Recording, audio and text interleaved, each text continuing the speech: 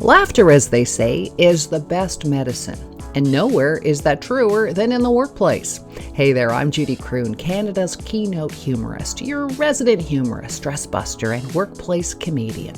Today we're tackling how to bring a little levity to your workday with my top 5 stress-busting tips for humor in the workplace.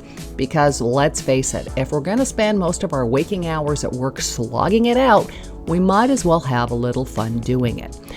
So here's my top 5 countdown for stress-busting tips when it comes to humor in the workplace. Tip number 5 when it comes to humor in the workplace: know when to lighten the mood and when not to. While humor can be a powerful tool for stress relief, it's kind of a superpower, but timing is everything. Making a joke during a high-stakes client presentation, probably not the best move. But cracking a lighthearted comment to ease tension during a brainstorming session, absolutely. Read the room and use humor as a way to support, not derail, the task at hand. When used strategically, humor can diffuse conflict, boost morale, and even make problem-solving more effective. Just to be sure to balance levity with professionalism, because nobody wants to be Michael from The Office who takes it too far. Tip number 4 when it comes to humor in the workplace: incorporate humor into team culture. A workplace that laughs together thrives together. Encourage team humor by incorporating it into your workplace culture. Have a cheap, fun gift for meme of the week, or stupid pet video of the week, or host a comedy-themed lunch break, or kick off a meeting with a lighthearted question like, hey, if you could only eat one food for the rest of your life, what would it be? For me, it would be definitely potato chips. When humor becomes part of the culture, it fosters a sense of community and belonging. It also helps people de-stress and recharge. Just remember, humor should never come at anyone else's expense. A joke should bring people together, not drive them apart. Tip number 3 when it comes to humor in the workplace: laugh at yourself. It builds resistance. Nothing diffuses tension like a well-placed, self-deprecating joke. It shows that you're human, approachable, and not taking yourself too seriously. Did you accidentally reply all on that email? Make a lighthearted comment about your newfound fame. Forget to unmute yourself during a Zoom meeting. Call it your moment of zen.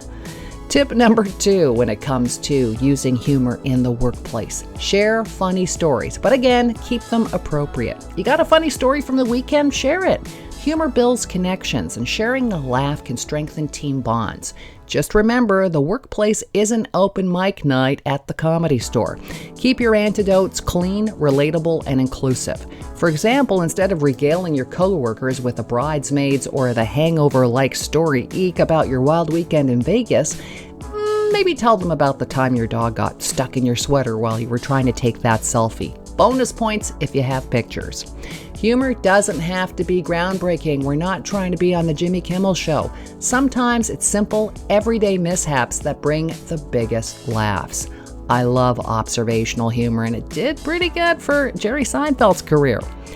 Laughing at your own mistakes not only reduces your stress, but it also encourages others to do the same. Remember, resilience isn't about avoiding mistakes, it's about bouncing back from them with a grin and maybe even a guffaw.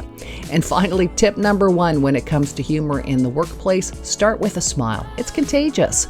One of the simplest ways to create a lighter, more enjoyable workplace is to start with a smile. Not a creepy smile, not a creepy long smile, just a nice, natural smile. In fact, think of your smile as the gateway drug to humor. It's disarming, it's warm, and most importantly, it's free. A study from the University of Kansas found that even forcing a smile can lower your heart rate and reduce stress levels. So smile when you greet your coworkers, smile during meetings, even the ones that could have been an email, and smile when you're waiting for the coffee machine. Your smile just might be a spark that lights up someone else's day. My final thoughts now: laugh long and prosper. Why humor? Why does it matter in the workplace? Humor isn't just about having fun. It's about fostering a healthier, more productive work environment. Studies have shown that laughter reduces cortisol, the stress hormone, boosts endorphins, the feel-good chemicals, and increases oxygen intake, all of which contribute to better focus and creativity. Beyond those benefits, humor helps build strong teams. When people laugh together, they form stronger connections, communicate more effectively, and are more likely to collaborate. Plus, let's not forget the obvious. Humor makes work more enjoyable. And isn't that something we all deserve?